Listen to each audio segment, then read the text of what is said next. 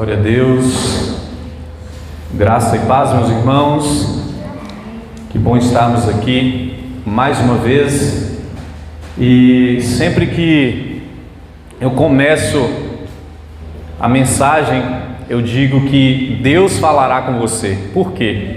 Porque sempre que eu subo nesse altar, é porque Deus já falou comigo, é porque Deus já me exortou através da palavra dele.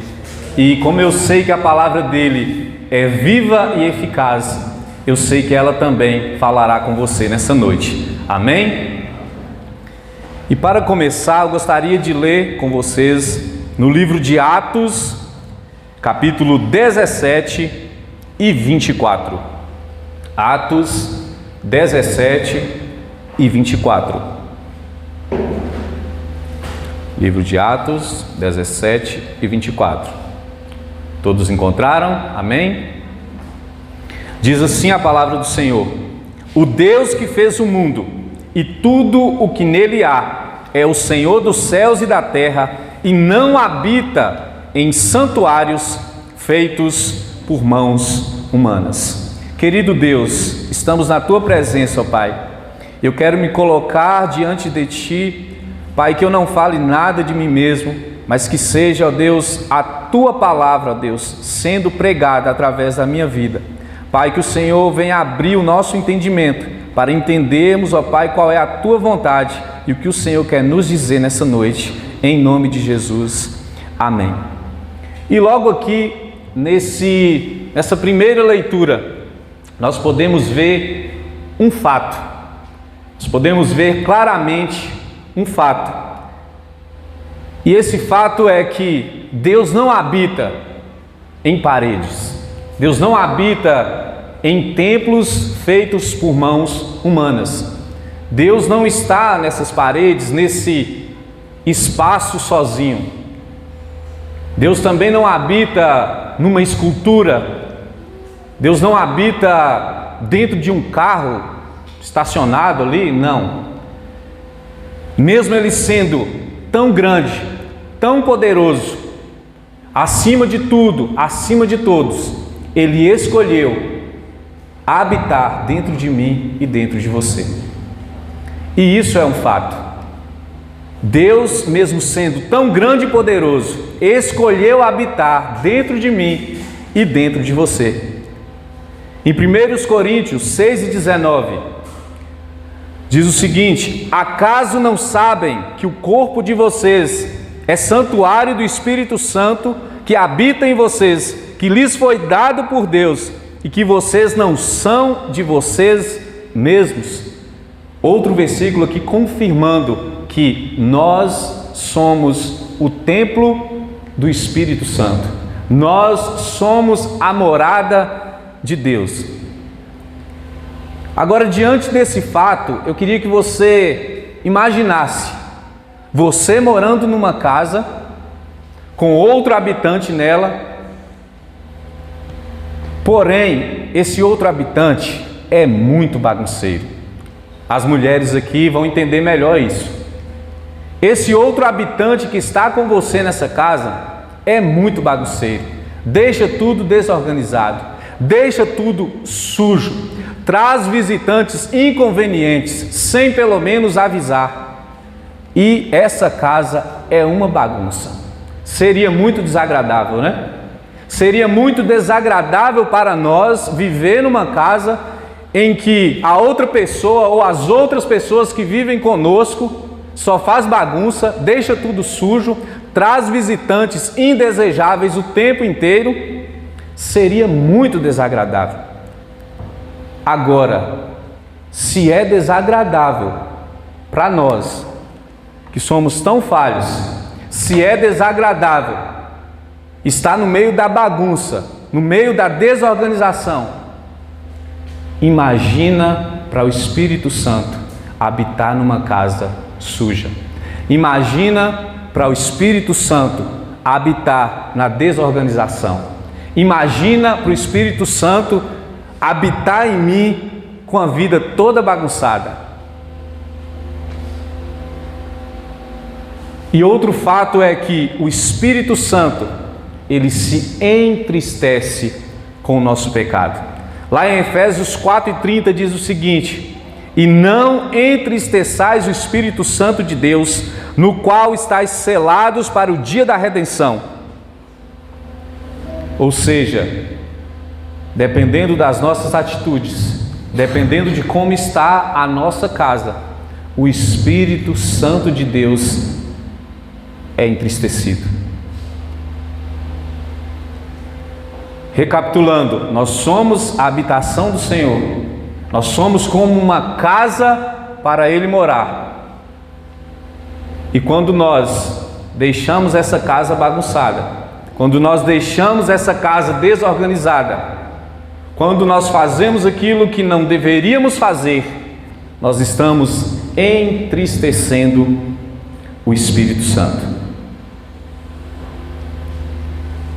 E para continuar essa mensagem, eu gostaria agora de falar algumas características de alguém que tem Deus dentro e que tem consciência disso. Porque há uma diferença. Há uma diferença de ter Deus dentro, mas não ter consciência disso. É diferente de eu ter Deus dentro de mim, mas eu saber que tenho, e eu ter consciência o tempo inteiro de que Deus está dentro de mim, agindo dentro de mim. E a primeira característica de quem tem Deus dentro e tem consciência disso é que não vive buscando a aprovação das pessoas. Quem tem consciência de que Deus está dentro e está agindo dentro, não vive buscando a aprovação das pessoas.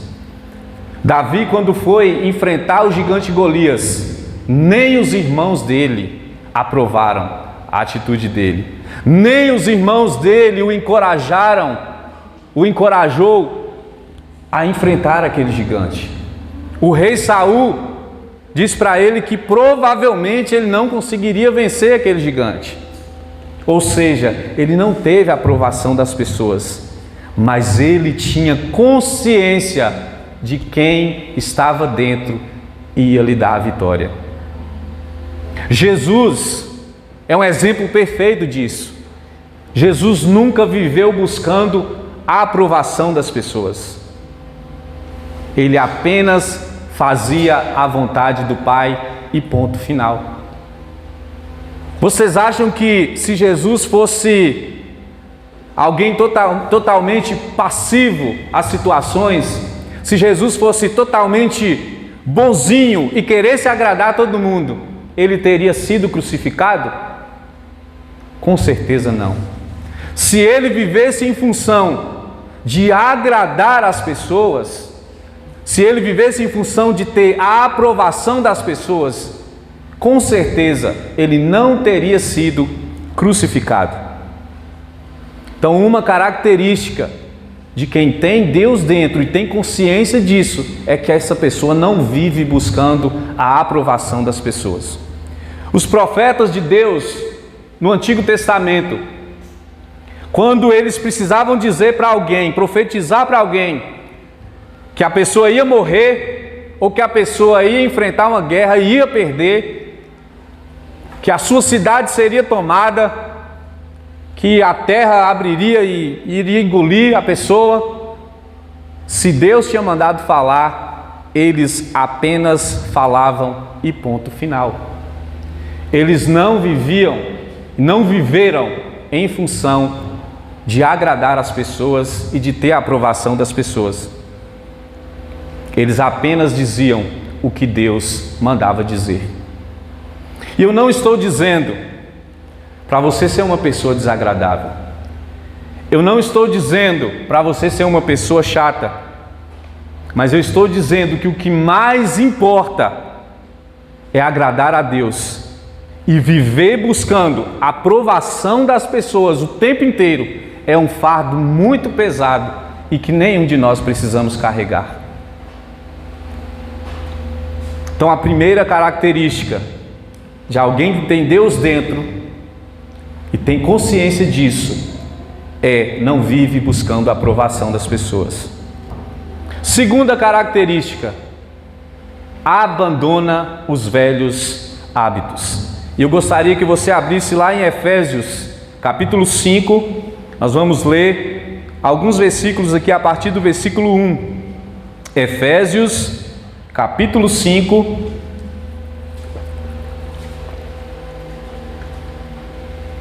a partir do versículo 1. Amém? Portanto, sejam imitadores de Deus como filhos amados e vivam em amor, como também Cristo nos amou e se entregou por nós como oferta e sacrifício de aroma agradável a Deus. Entre vocês não deve haver nem sequer menção de imoralidade sexual, como também de nenhuma espécie de impureza e de cobiça, pois essas coisas não são próprias para os santos.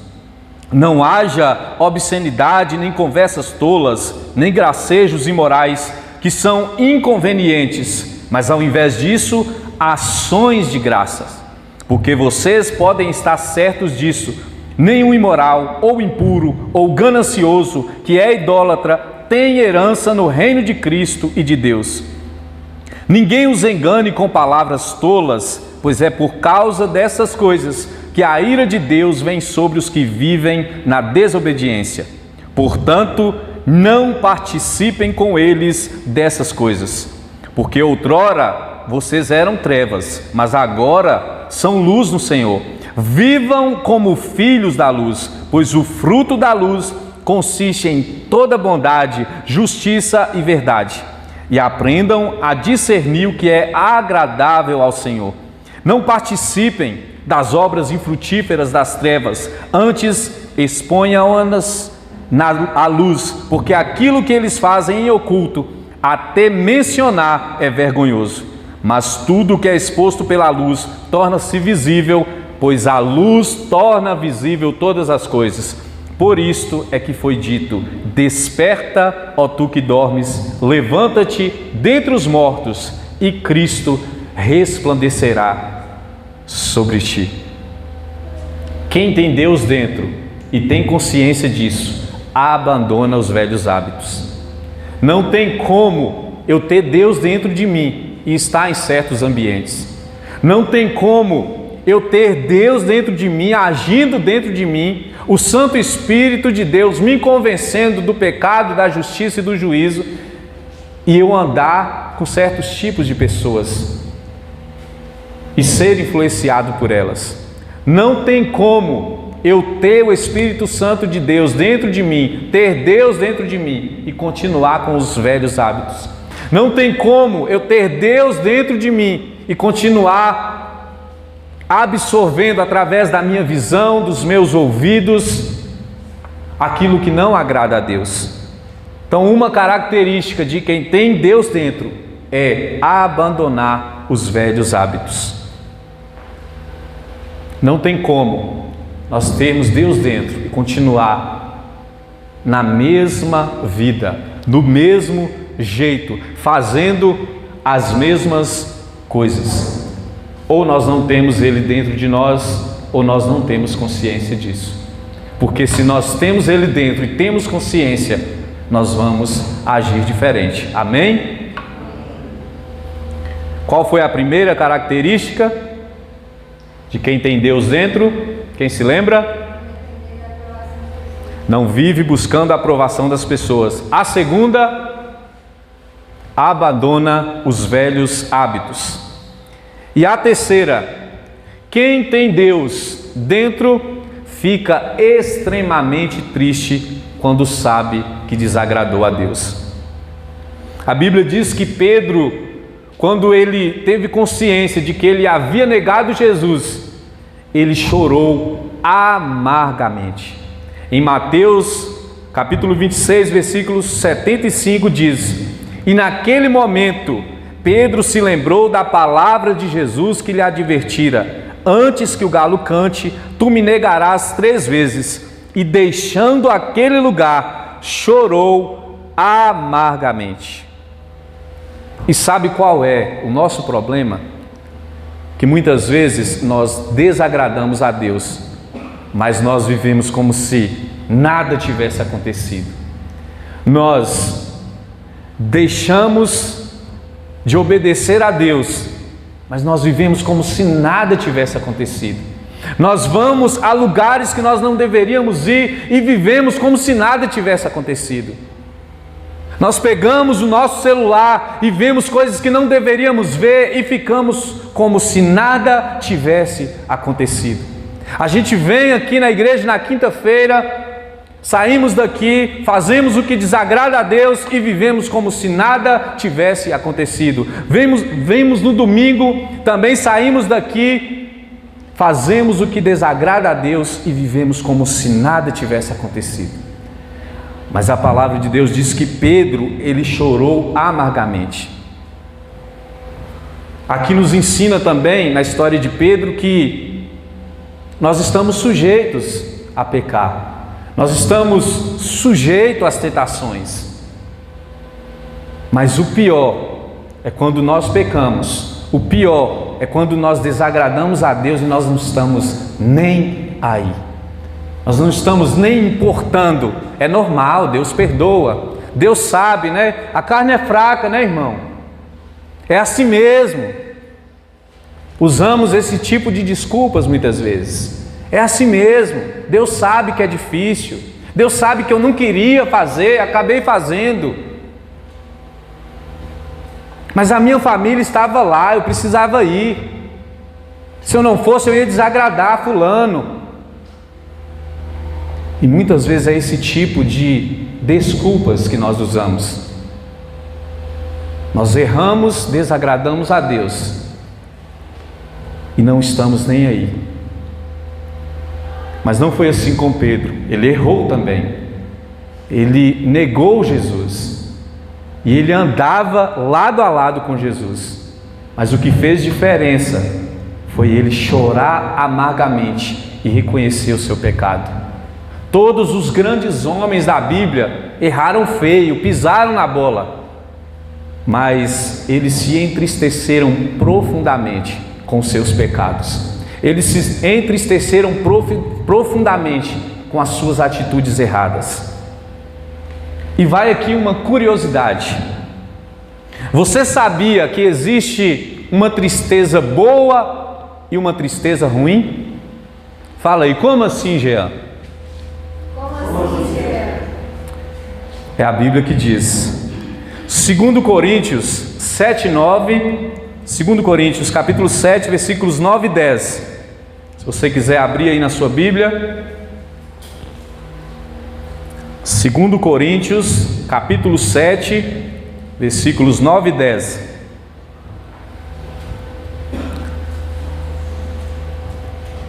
Tristeza boa e tristeza ruim. Você sabia disso? Diz assim: agora folgo não porque fostes contristados, mas porque fostes contristados para o arrependimento, pois fostes contristados segundo Deus, de maneira que por nós não padecesses dano em coisa alguma. Porque a tristeza segundo Deus opera arrependimento para a salvação, da qual ninguém se arrepende, mas a tristeza do mundo opera a morte. Às vezes, irmãos, é melhor sair triste de um culto desse. Às vezes, é melhor sair decepcionado com nós mesmos de um culto desse. Mas uma tristeza que produz arrependimento é melhor do que uma alegria que nos faz viver uma vida em libertinagem e desobediência a Deus. E aqui Paulo fala dessas duas tristezas. Uma tristeza segundo Deus, que foi aquela tristeza que Pedro sentiu ao chorar amargamente por ter pecado. Foi aquela tristeza que o próprio Jesus sentiu e que pingou gotas de sangue pelo meu e o seu pecado. Essa é uma tristeza segundo Deus. Essa é uma tristeza que produz arrependimento. Essa é uma tristeza que produz salvação. Mas a tristeza segundo o mundo opera somente a morte. O salário do pecado é a morte. A tristeza, segundo o mundo, muitas vezes é uma tristeza disfarçada de momentos felizes. Muitas vezes é uma tristeza disfarçada da aprovação das pessoas. Muitas vezes é uma tristeza disfarçada em um sorriso falso. Mas a tristeza, segundo Deus, opera o arrependimento e opera a salvação. Então vamos recapitular aqui.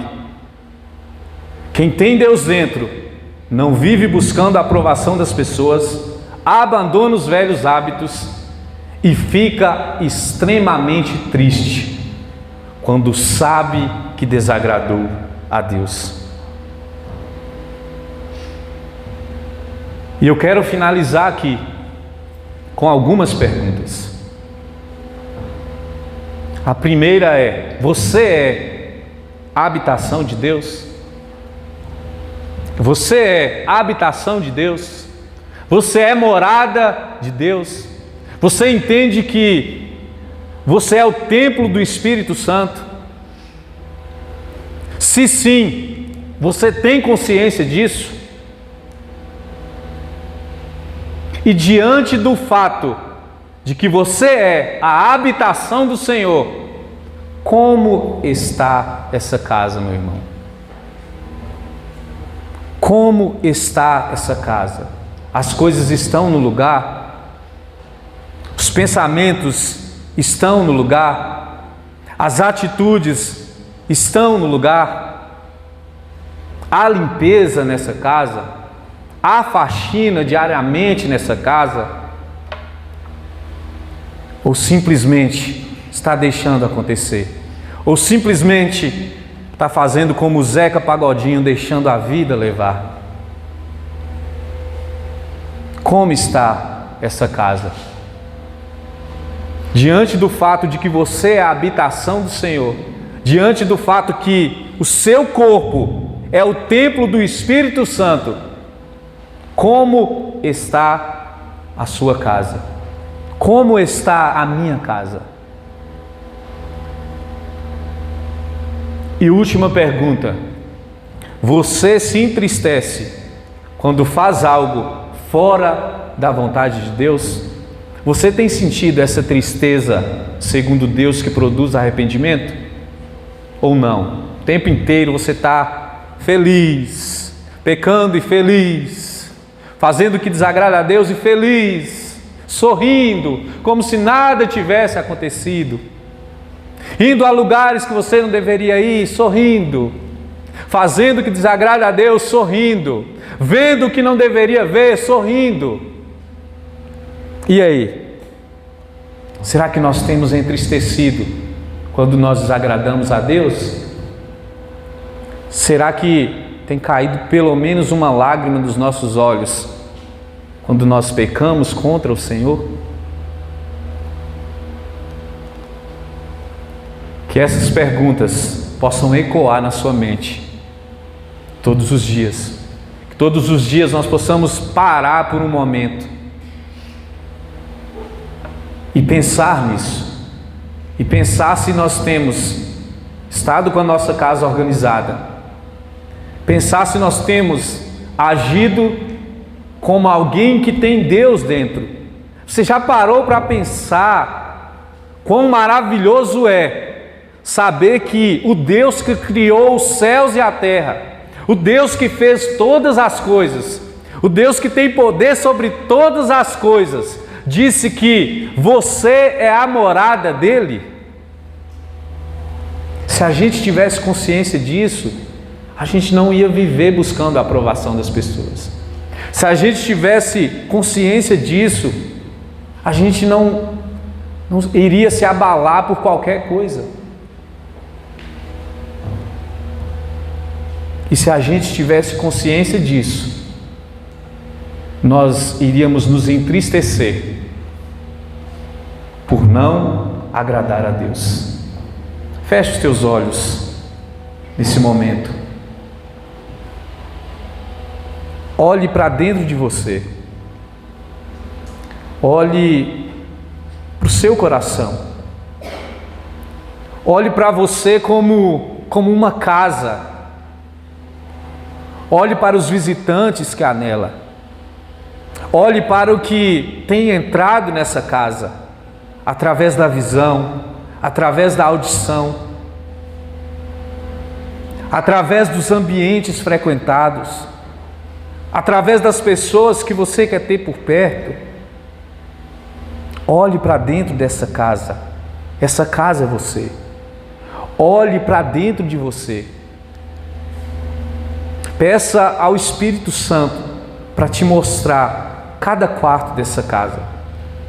Talvez ela esteja até organizada, mas tem um quartinho lá no fundo, que é o quartinho da bagunça. Talvez esse quartinho da bagunça tem coisas terríveis que nunca foram confessadas.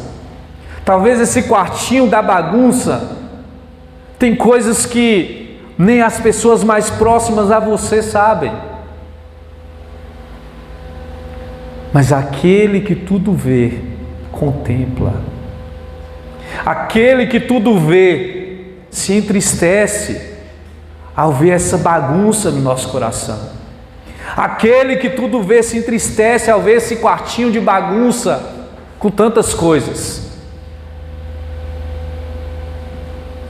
Mas a palavra de Deus diz que se nós confessarmos os nossos pecados, Ele é fiel e justo para nos perdoar.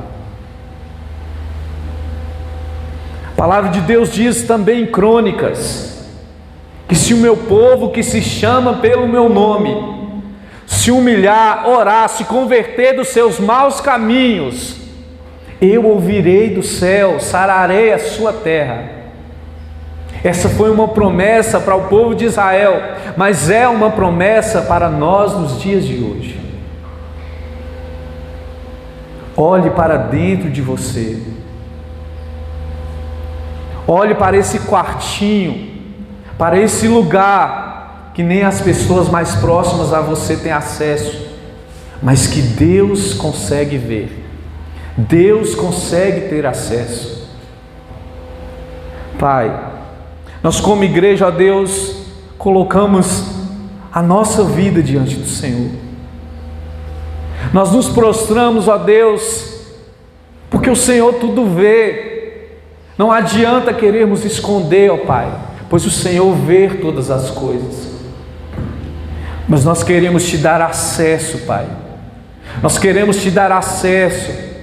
Talvez seja necessário permitir que o Senhor entre como entrou naquele templo que era usado para vender coisas, para comercializar coisas. E o Senhor chegou ali e fez uma revolução. Pai, nós te pedimos, faça uma revolução na nossa vida.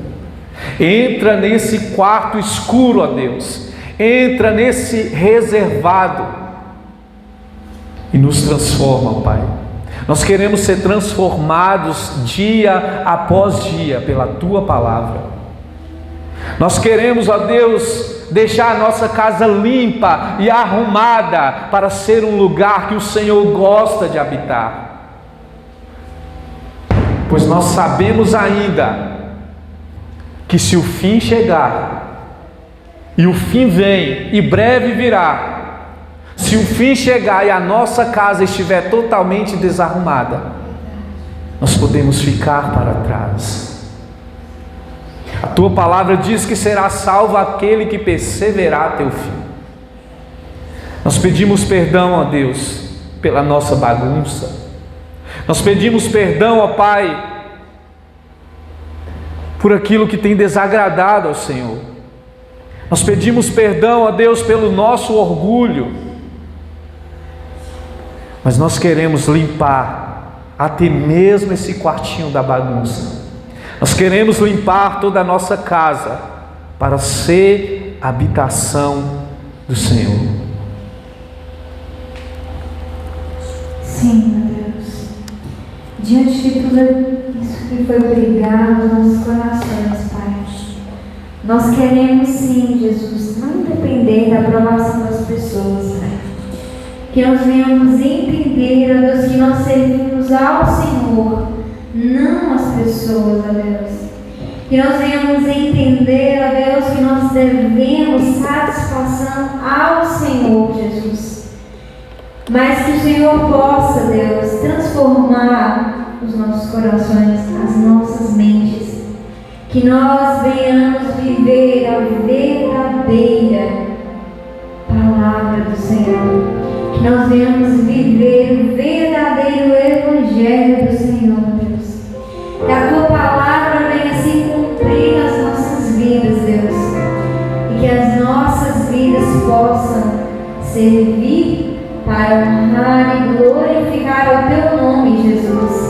Tem misericórdia de nós, Pai, que nós não venhamos ser vasos de desonra, Pai. Desperta-nos naquilo que nós temos errado, que o Teu Espírito Santo venha nos incomodar, nos deixar constrangidos, Senhor, pois a Tua santidade deve nos constranger, ó Deus. Pai, o Senhor nos santifique e que nós possamos ser, sim, transformados de glória em glória, até que o Senhor venha, pois esse é o motivo pelo qual nós vivemos nesse mundo, mas estamos aguardando o Teu retorno. Estamos nesse mundo, mas o nosso coração precisa clamar: Maranata, ora vem, Senhor Jesus. Que nós venhamos entender que esse mundo é passageiro, que nós estamos nesse mundo, mas não somos desse mundo, mas não vamos ficar aqui para sempre, e que sejamos preparados para quando a Tua volta chegar, quando o Teu retorno vier, sejamos atentos para juntos subirmos e adorarmos ao Senhor eternamente no céu. Em nome de Jesus, Pai. Amém. Aleluia. Renova-me, Senhor Jesus. Já não quero ser igual. Renova-me, Senhor Jesus.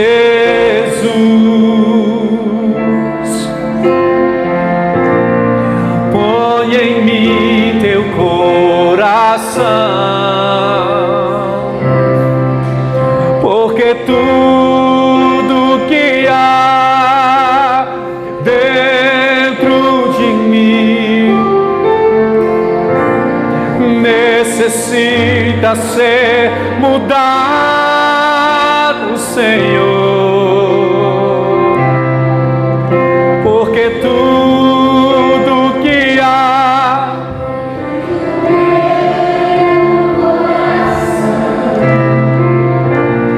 necessita mais de Ti. Fique em pé no seu lugar.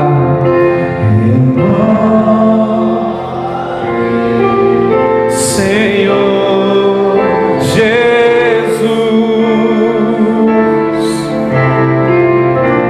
já não quero ser igual. Renova-me, Senhor Jesus. Põe em mim Teu coração, porque tudo que há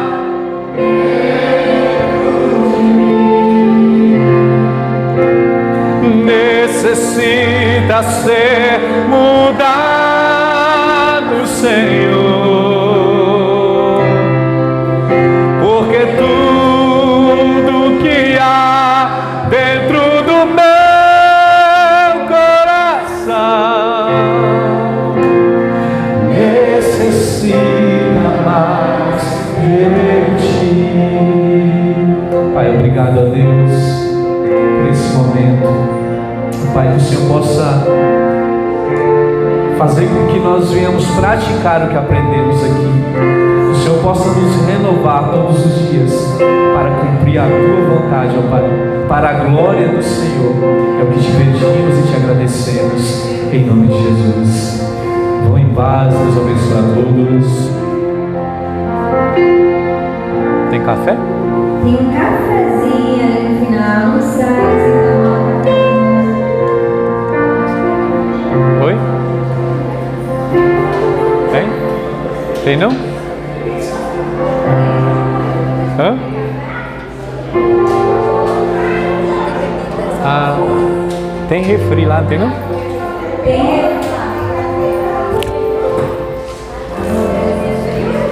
Oi?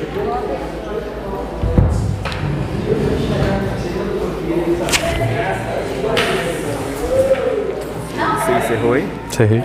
Não. Não? É porque a bateria dele tá baixa aí, não sei se vai. Deu.